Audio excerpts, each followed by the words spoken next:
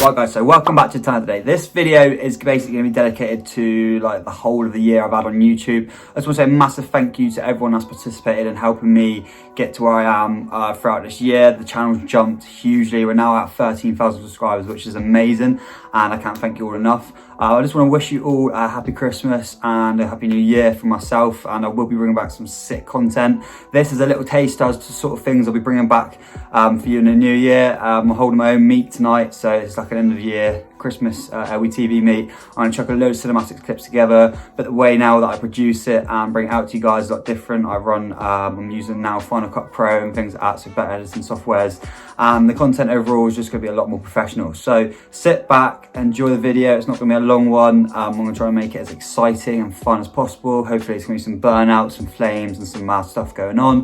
But yeah, just want to say thank you, have a happy Christmas and a good new year. Keep subscribing to the channel, keep watching, keep getting the thumbs up going. It's a massive help to myself, and it's just motivating me more and more every day to start bringing out some really good content for you all. So I'll see you on the next one. Enjoy the cinematics, and see you all in the new year.